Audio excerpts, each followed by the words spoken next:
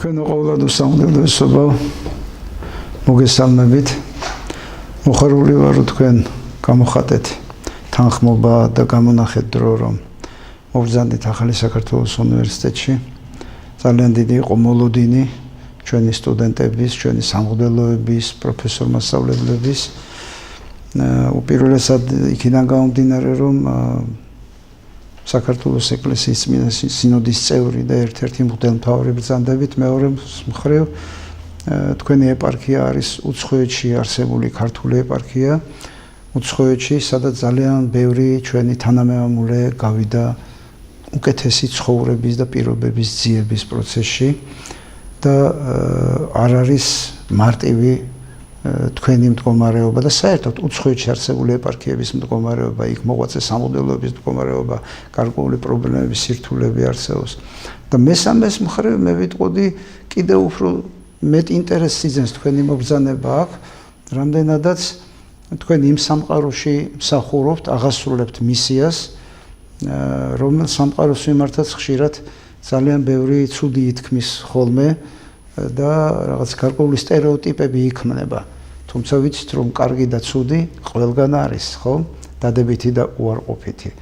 და მზე ყველგან ამოდის და ჩადის და ადამიანს ყველგან აქვს თავისი ის ბუნებითი თვისება, რაც ღმერთისგან აქვს მიცემული თავისუფლება, თავარია ვინ როგორ იყენებს მას, როგორ უკეთებს რეალიზაციას თავის შესაძლებლობებს.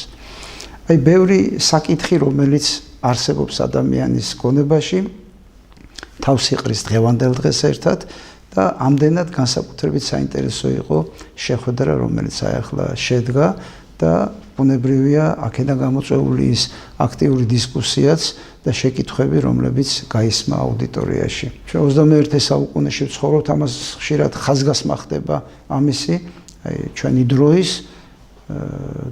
ბუნებრივია ახლა ამ 21 საუკუნეში იგულისხმება ხოლმე მთლიანობაში ეპოქა, რომელიც იტევს განვითარებულ ტექნოლოგიებს და იმ შესაძლებლობებს, რომლებიც ადამიანს გაუჩნდა უკვე მე-20 საუკუნეში და 21 საუკუნეში განსაკუთრებით, როცა ძალიან სწრაფად იცვლება ცხოვრება, ძალიან სწრაფად ვითარდება და ეს ტემპები კიდეც აშინებს ადამიანს, კიდეც აბრკოლებს ადამიანს. და აი თქვენი ეპარქიის გადასახედიდან ან თუნდაც თქვენი პიროვნების გადასახედიდან, როგორც მღვდელმთავრის, წმინდა სინოდის წევრის, როგორ ხედავთ აი იმ გამოწვევებს, რომლის წინაშე დგას დღეს მართლმადიდებელი ეკლესია. ანუ თქვენი თემა მოხსენების იყო თანამედროვეობა და ეკლესია. და საინტერესოა აი თქვენი აზრი ამის შესახებ და კიდევ ვიტყოდი როგორ ხედავთ ასევე როგორც სინოდის წევრი. ანუ ერთ-ერთი პასუხისმგებელი პირი იმაზე, რასაც ახორციელებს დღეს ან განახორციელებს საომავლოდ საქართველოს მართლმადიდებელი ეკლესია. დიდი მადლობა. მეუფე გრიგოლ, ჩემო ქრისტეს მიერ ძმაო, სიყვარულისთვის პირველ რიგში და მოპატიჟებისთვის ახალ ქართულ უნივერსიტეტში. ჩემთვისაც ძალიან სასიხარულო იყო დღევანდელი დღე. და მე ვფიქრობ, ჩვენ მქონდა საუბარი ისეთ თემაზე, რაც არის მნიშვნელოვანი საკმაოდ, რადგანაც ეს თანამედროვეობა, ეს სიტყვა იქცა თითქოს საშიშად ადამიანების, ქრისტიანებისთვის, მაგრამ საშიში ეს სიტყვა არასდროს არ ყოფილა, რადგანაც ეკლესია ყოველთვის არის თანამედროვე. იმიტომ რომ თანამედროვეა, რადგანაც თანამედროვეობა არის თანამედროვე ეპოქა, ეს არის ჩვენი ცხოვრება, ჩვენ დროში ვცხოვრობთ, ცხოვრება არის ჩვენი და ეკლესია ყოველ დროს აქვს თავისი გამოწვევა, მათ შორის გამონაკლისი არ არის არც 21 საუკუნე, არც ის განვითარებები, რომელსაც ადამიანი ახორციელებს, რადგანაც ადამიანი თვითონ არის შემოქმედი, ქმნის, ვითარდება და ეკლესიამ უნდა უპასუხოს, ეკლესიამ უნდა პასუხი გასცეს თავის მრევლს იმ შეკითხვებზე, რაც იბადება ამა თუ იმ დროში, ამა თუ იმ საუკუნეში. ჩემი ხედვა არის, რომ ჩვენ ვიყოთ გახსნილები მრევლისთვის, პიროვნებებისთვის, გამოწვევებისთვის და ნებისმიერი შეკითხვა თუ გინდათ ზოგჯერ ჩვენთვის კრიტიკულიც იყოს, ნაკლებად პოპულარული თუ ესე შემდგომ ამას ყურადღება უნდა მივაქციოთ, არამედ პასუხი უნდა გავცეთ. პასუხი უნდა გავცეთ ჩვენ სულიერ შვილებს, ეკლესიის წევრებს და ეს პასუხი, რა თქმა უნდა, ჩვენ ვართ მღვდელმთავრები, უპირველეს ყოვლისა, ის საკითხები, რაც სულიერ მხარეს შეეხება, გამომდინარე უნდა იყოს საღვთო წერილიდან, ქრისტიანული ეკლესიის სწავლებიდან, მაგრამ არის ის საკითხებიც, რომელიც ვერ იქნება და არ შეეხება კონკრეტულად სასულიერო თუ სულიერი განვითარებას ადამიანის, არამედ არის უბრალოდ თანამედროვეობის ყოველდღიური ცხოვრების და ჩვენ არ უნდა დაგვემართოს ისე, როგორც ზოგიერთ რელიგიებს დაემართათ ან ჩაიკეტენ რაღაც ძველ დროში, არ აღიარებენ განვითარებას, თუ გინდ 21 საუკუნეს აქვს თავისი უარყოფითი და თავისი დადებითი მხარე.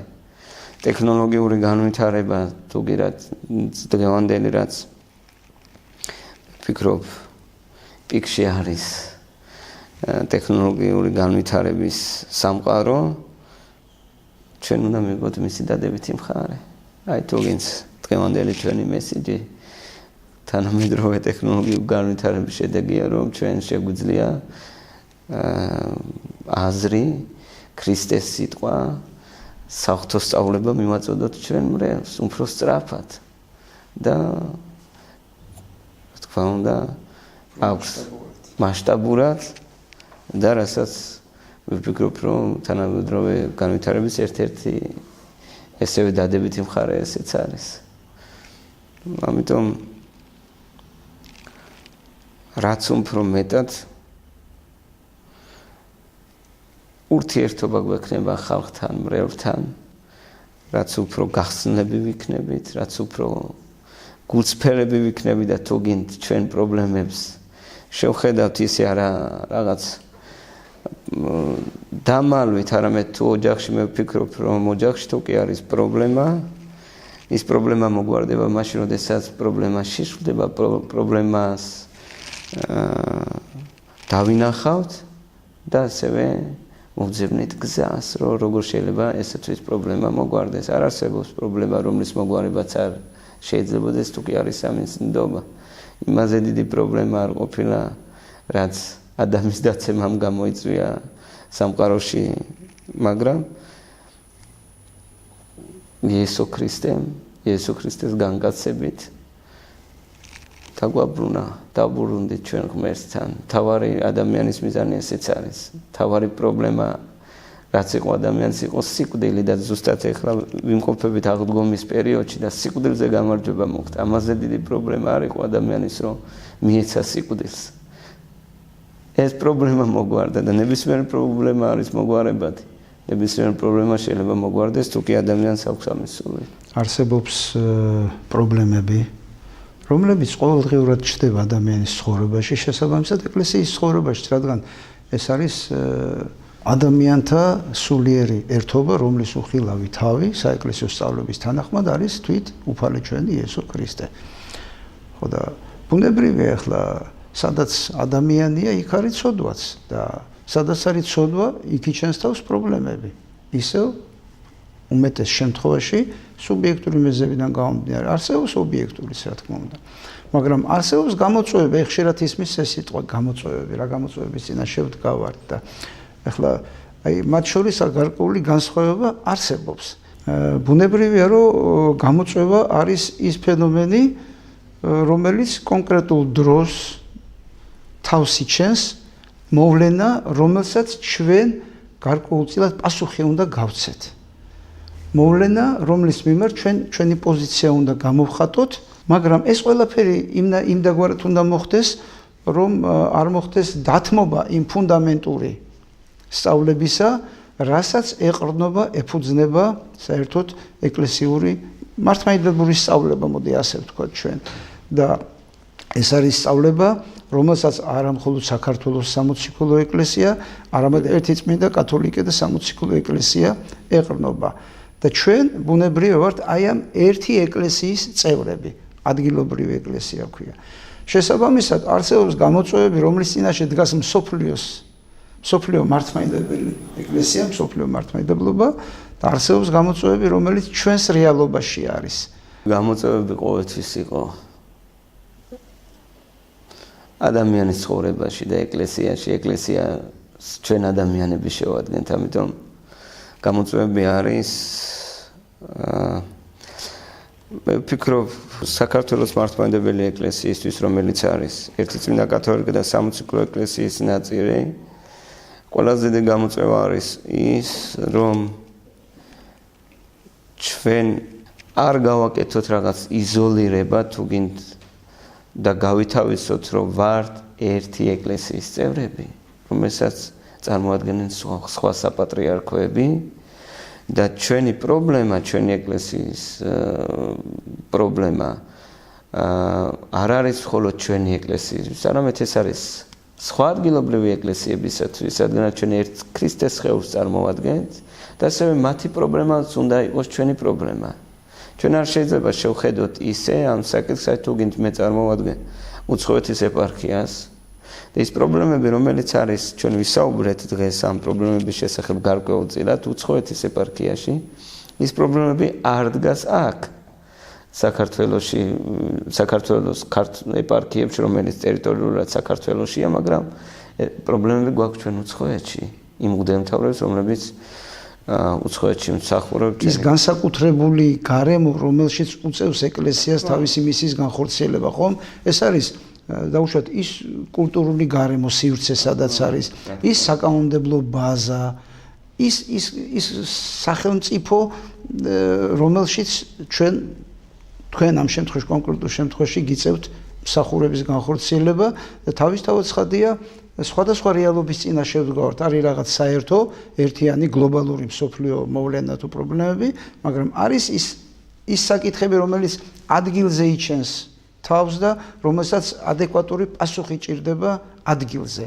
და ჩვენ იგი ტოლფასის ნიშანს, იგივეობის ნიშანს ვერ დავსვავთ, რომ აბსოლუტურად ერთნაირი მიდგომა იყოს რიგ შემთხვევებში, რა თქმა უნდა, ზოგიერთი საკითხის მიმართ. სურებით გეთანხმებით ესე არის, რადგანაც თუ ესე არ იქნება, მაშინ ჩვენ მით უმეტეს რომ იქ უმცირესობაში იმყოფებით, რა თქმა უნდა, განსხვავებით საქართველოს რეალობისგან, სადაც 90% თავის თავს აიგივებს ეკლესიასთან. დადის ეკლესიაში თუ არ დადის, ეს უკვე მეორე თემა არის. რა თქმა უნდა, ესე არის თან ჩვენი ემიგრაცია ახალი არის 90-იანი წლების შემდგომ და ძირითადად ემიგრანტები ვინც არის ყველას თავისი პირადი პრობლემები დატვირთული, სხვადასხვა მით უმეტეს მდგომარეობაში, როდესაც ჩვენი ქვეყანას ნაწილი ოკუპირებული არის და დევნილები გვყავს, რომელსაც თავისი სახკარი საერთოდ არ გააჩნია და დაკარგული აქვთ. უცხოეთში მცხოვრები ბევრი ადამიანი არაფრისგან იწყებს თავის ცხოვრებას, აღარაფერი აღარ დარჩა.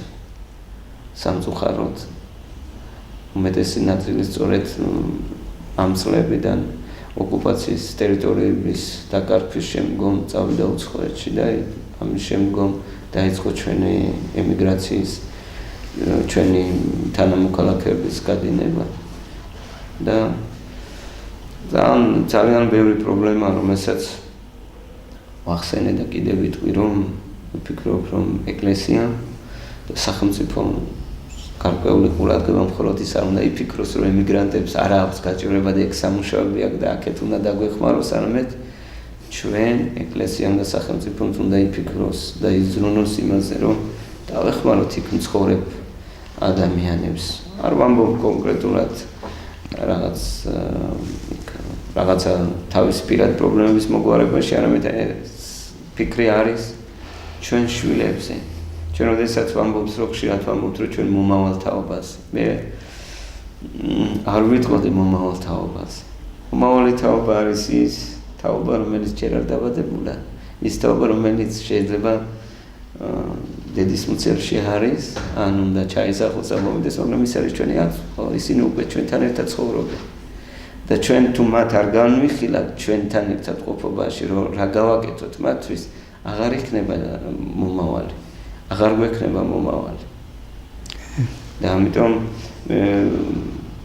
ამ კუთხით საფიქრალი გვაქვს როგორც ეკლესიას, ასევე სახელმწიფოსაც, რომ ეს დახმარება რა თქმა უნდა მოიაზრება იმაში, რომ ჩვენ რაღაც ქართული სკოლების ხელის შეწყობა თუ გინდ იყო საუბარი თქვენ გახსოვთ, რომ როდესაც წმინდა სინოდზე გქონდა საუბარი და ჩვენ მივიღეთ გადაწყვეტილება, რომ რაღაც წიგნები შეექმნა სემინარი აკადემიას, მე არ მინახია შესაძლებელია მათ იშრომეს და გაკეთა ეს საქმე, მაგრამ ჩემამდე არ მოსულა. ამიტომ ამ კუთხითაც თუ გინდ ლიტერატურის კუთხით, აი როგორ რაღაც პროგრამების შექმნათ, რაღაც ამაში საგანმანათლებლო უნივერსიტეტები თუ სხვადასხვა სასწავლებლებიც უნდა ჩაერთოს, ვის რაც შეუძლია, რომ ჩვენ არ დავკარგოთ თაობა, რომელიც უცხოეთში იზრდება.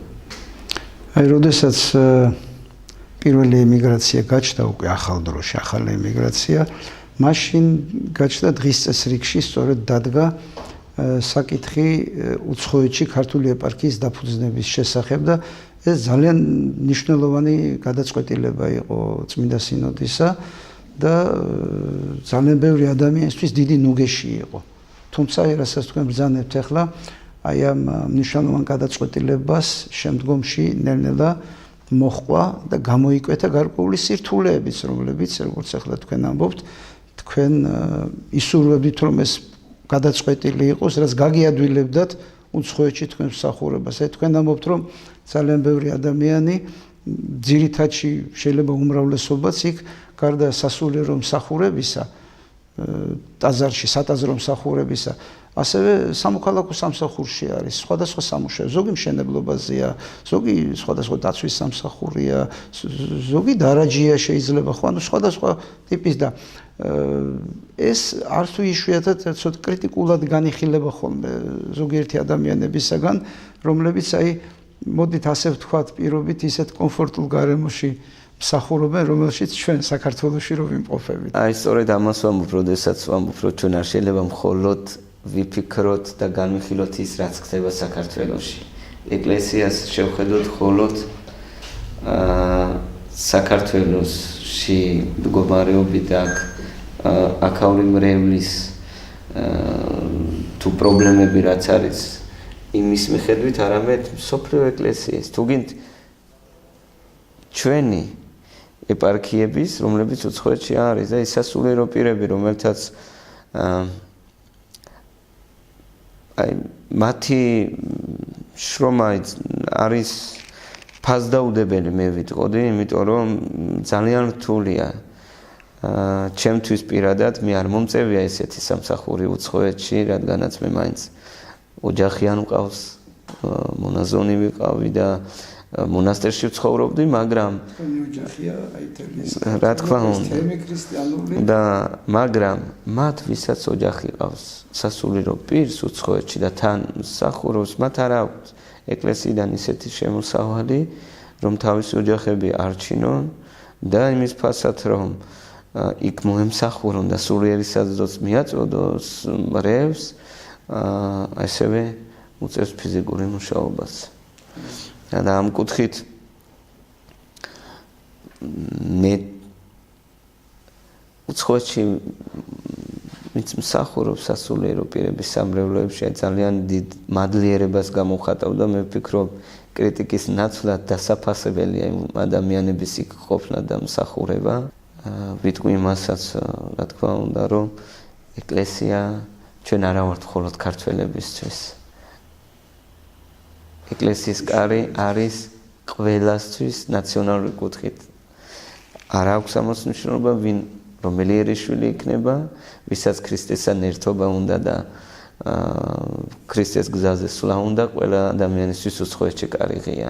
უნდა ვთქვათ ისიც, რომ უპირველესი მისია ქრისტეს ეკლესიის რომელ ქვეყანაშიც არ უნდა იყოს, რომელი ერის წიაღშიც არ უნდა არსებობდეს, არის ცოცხალი სიტყვის, ანუ ღვთის სიტყვის მიტან ადამიანებთან. მაგრამ აქვე უნდა ვთქვათ, რომ განგებამ ასე გვარგუნა ადგილობრივ ეკლესიებს და ასევე საქართველოს მათ შორის და გამონაკლისი არ არის საქართველო, რაღაც ასევე არის პარალელურად ამ მისიისა მეორე მისია პასუხისგებლობა იმ ერის წინაშე, რომელი ერის წიაღშიც გიწევს მსახურება და აქედან გამომდინარე არის ის განსაკუთრებული გულშემატკივრული პოზიცია, რაც ქართულ სასულიერო პირებს საქართველოს ეკლესიას გააჩნია საკუთარი იმ ქვეყნის ისტორიის და იმ ხალხის წარსულის მიმართ და გულშემატკივრული დამოკიდებულება მომავლის მიმართ. თუმცა ეს არ ნიშნავს იმას, რომ ჩავიკეთოთ, იზოლაციაში ვიყოთ და ეს არის ეკლესია დაუშვათ მხოლოდ ქართველების. რა თქმა უნდა, ეს ასე არ არის, ეს ასე ვერ იქნება, ეს არის სამოციქულო პრინციპების საპირისპირო რამ ძალიან სახიფათო მოვლენა, რა თქმა უნდა. უნდა ვთქვა, რომ ფაქტიურად ორი თავარი საკითხი გამოიკვეთა თქვენ საუბარში. ეს ერთი, რაც შეიძლება ნამდვილად მეც ვიზიარებ ამას, რომ არსებობს გარკვეული დეფიციტი იმისა, რომ ქრისტიანმა საკუთარი თავი მოიაზროს, გაიაზროს არა მხოლოდ საქართველოს სამოციქულო ეკლესიის წევრად, არამედ იმ კონტექსტში, რომ თვით საქართველოს ეკლესია არის განუყოფელი ნაწილი მსოფლიო მართლმადიდებელი ეკლესიისა და ისეთივე სერიოზულობით, ისეთივე რიდითა და კრძალვით ვისაუბროთ ამ თემებზე და ავაწყოთ ჩვენი თუნდაც პიროვნული ურთიერთობა, პიროვნული განწყობა ჩემი მსოფლიო მართლმადიდებელი ეკლესიასთან, სხვა ადგილობრივ ეკლესიებთან, როგორც თუნდაც საკუთარი ეკლესიის მიმართ გაგვაჩნია და ეკლესია, რომელიც არის უპირველესად ქრისტეს ეკლესია, არ ვაქციოთ მხოლოდ ნაციონალურ ინსტიტუტად. აი ეს ბალანსი არის დასაცავი ალბათ ძალიან მნიშვნელოვანი, აი ეს შუალედი.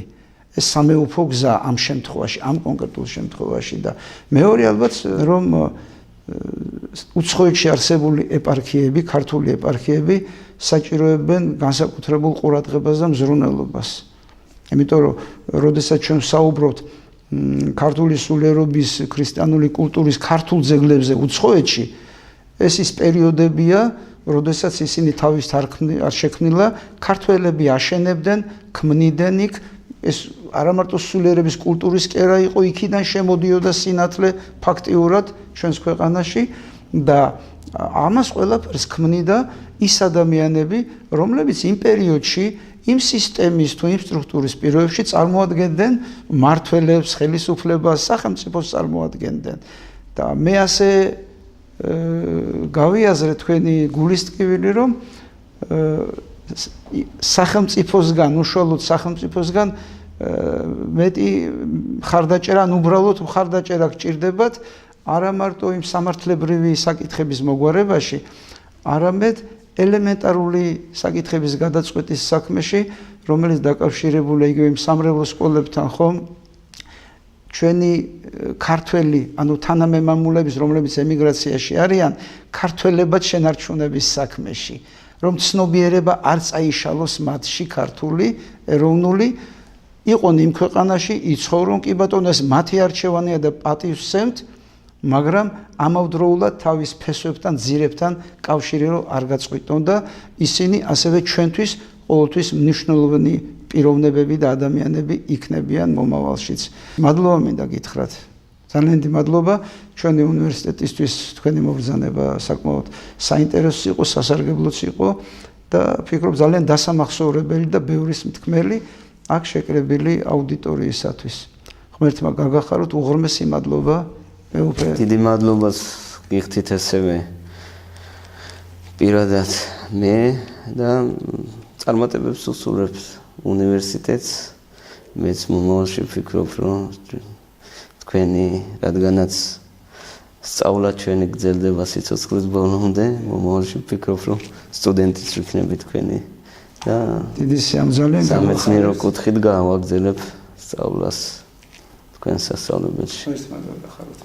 ეს არის უნივერსიტეტი, რომელიც ეკლესიის წიაღში არსებობს და ახორციელებს სწორედ იმ მისიას, რომელიც დაკავშირებულია რწმენისა და ცოდნის დაახლოებასთან, მის სინთეზთან, რადგან სწორედ ამათი შეხვედრა, რწმენისა და ცოდნის შეხვედრა იძლევა საშუალებას, რომ ადამიანმა კარგად გაიაზროს რა არის თავისუფლება და მთავარი დევიზი ჩვენი უნივერსიტეტის არის თავისუფლება ჭეშმარიტებაშია.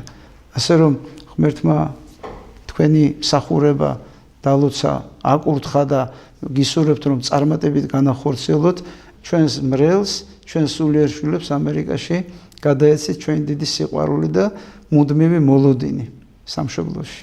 გაიხარეთ, დიდი მადლობა ყველაფრისათვის, ქრისტემ გაგახარო.